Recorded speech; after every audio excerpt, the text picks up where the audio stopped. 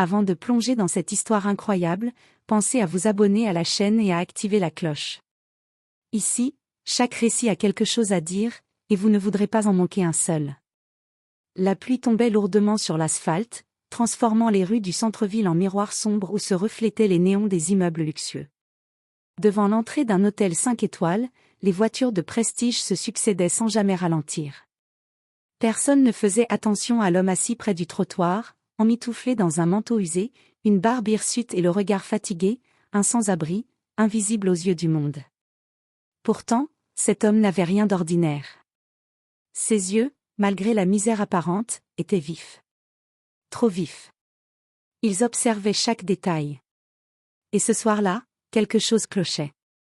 Un SUV noir étincelant s'arrêta devant l'hôtel.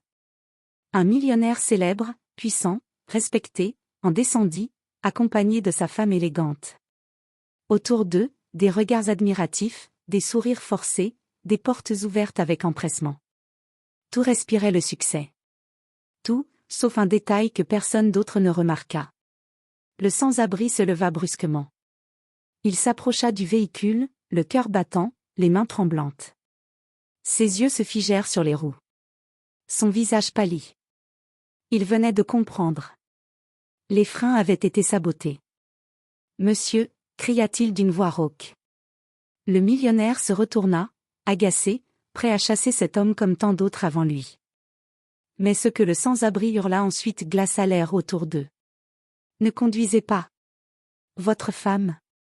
Elle a coupé les freins. » Un silence lourd s'abattit sur la scène. Les passants s'arrêtèrent.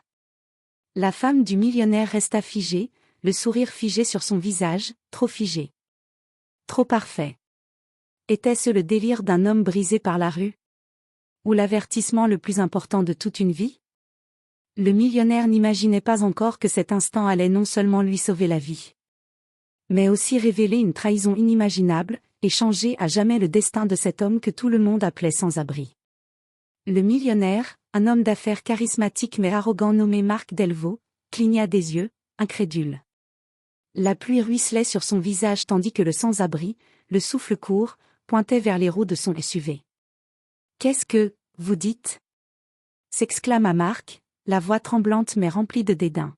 « Les freins, ils ne marcheront pas » insista l'homme, d'une voix plus assurée qu'il n'y paraissait. Marc haussa les épaules, prêt à le chasser d'un geste de la main. Mais quelque chose dans le regard du sans-abri, une intensité inhabituelle, une urgence silencieuse, fit hésiter le milliardaire. Sa femme, Léla, resta immobile, son visage impassible, presque trop calme pour la situation. Le sans-abri ne perdit pas une seconde.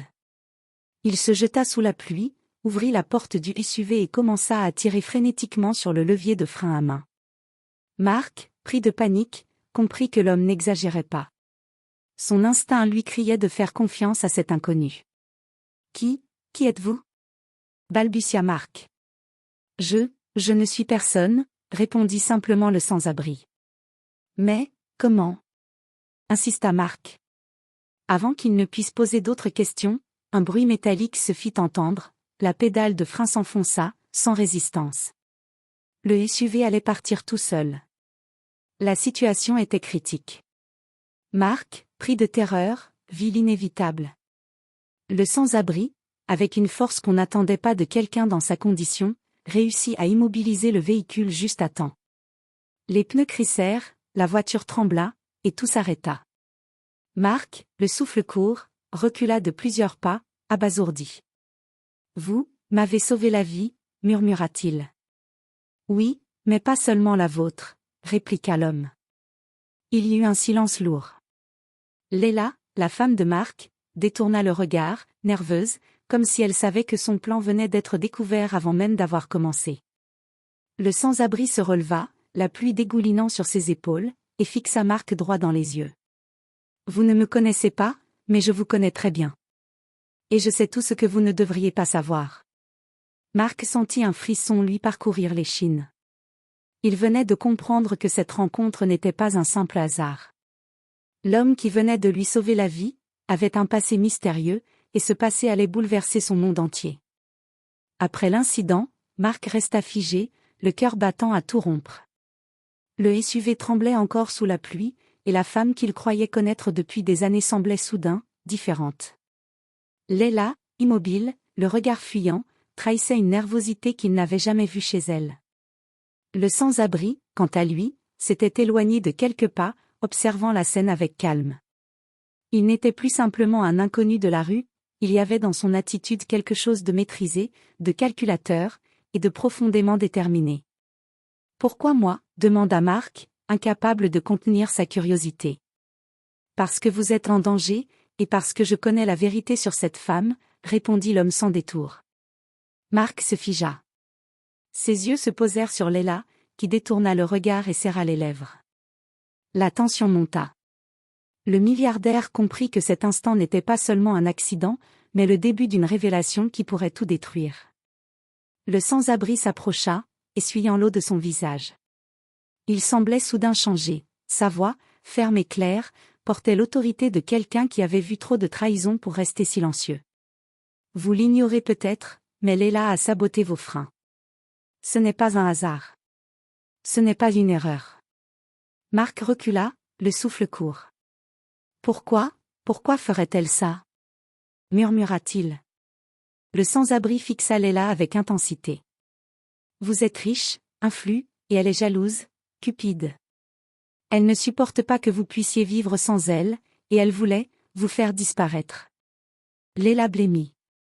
Ses doigts tremblaient sur le volant, et elle réalisa que le sans-abri connaissait des détails qu'elle croyait bien cachés. Un silence pesant s'installa, seulement rompu par le bruit de la pluie qui frappait le toit du SUV. Marc, encore sous le choc, se retourna vers l'homme. « Mais, vous êtes qui, exactement ?» demanda-t-il, d'une voix tremblante. Le sans-abri sourit faiblement, un sourire qui ne disait rien, et en disait tout. « Je suis quelqu'un que vous avez ignoré toute votre vie. Mais aujourd'hui, vous m'écoutez, parce que je viens de vous sauver. Et croyez-moi, ce n'est que le début. » Marc sentit une peur sourde l'envahir, il comprenait maintenant que son salut venait d'une personne qu'il n'aurait jamais cru capable d'intervenir. Et cette personne, qu'il pensait faible et invisible, détenait en réalité un passé dangereux, puissant, et secret. Leila, elle, tenta de parler, mais aucun son ne sortit. Sa trahison venait d'être exposée. Elle savait que tout venait de changer. Marc, tremblant, se tourna vers le sans-abri, prêt à tout entendre. Et l'homme, d'un calme glacial, déclara simplement. « Avant que cette histoire n'aille plus loin, vous devez savoir ce que je suis. Et pourquoi je ne suis pas celui que vous croyez. » La pluie avait cessé, laissant place à un silence lourd et presque irréel.